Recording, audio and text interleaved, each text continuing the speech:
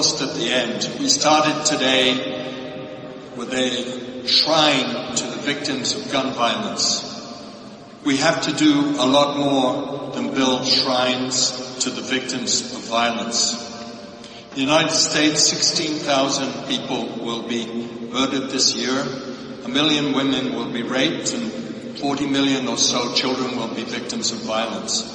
Look at that globally. That's 500,000 homicides, 25 million rapes, and 1 billion children. The leaders of the world have agreed to sustainable development goals to be achieved before 2030. Wonderful. I'm so glad they agreed these. They're going to eliminate violence against women. They're going to significantly reduce homicides. But they're not doing what's needed. They're not doing what's needed. The faith-based organizations have to hold their feet to the fire. They have to get them inspired to actually take the actions that are needed. We know what works to reduce homicides, rapes, and violence against children. The United States has been the major producer of the violence prevention science, and it's not a major user.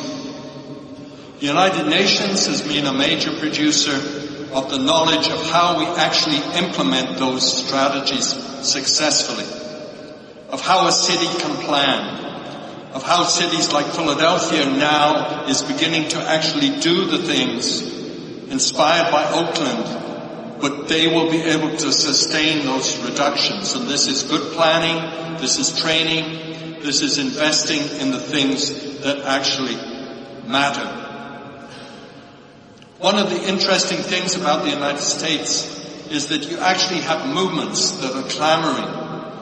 The role of mothers demand action in gun violence. This is one of the reasons for the successes in cities like Bogota that have preceded Oakland in 50% reductions in violence.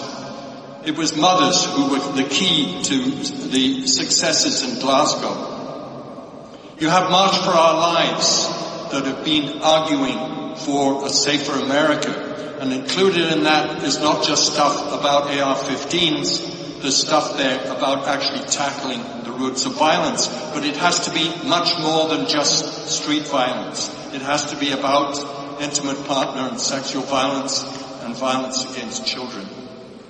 So my plea in the call for action is that the faith-based organizations will make their congregants aware of that knowledge, that they will root to get governments to actually do the training that is needed, that they will get investments. Senator Booker, Senator Biden, Senator Warren have all argued for $90 million to deal with gun violence, $90 million a year. If they reduced violence, gun violence by homicides by 50%, they would actually save policing $1.5 billion.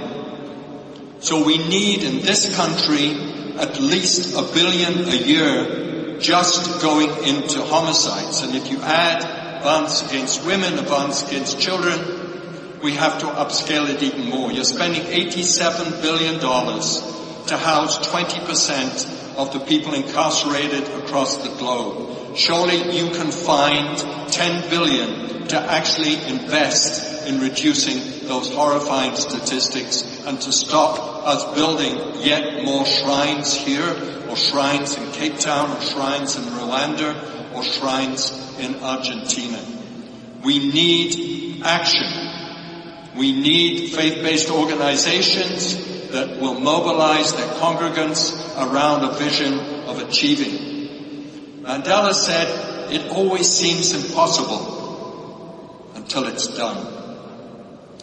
And I hope in the next year that we'll actually see action, and we will see the real change that is needed to achieve those vision of significantly reducing violence, eliminating violence against children, and making a difference to violence against women. So thank you so much for your patience, and I hope you will become part of the movement that builds on Oakland and multiplies that across the world. Thank you so much.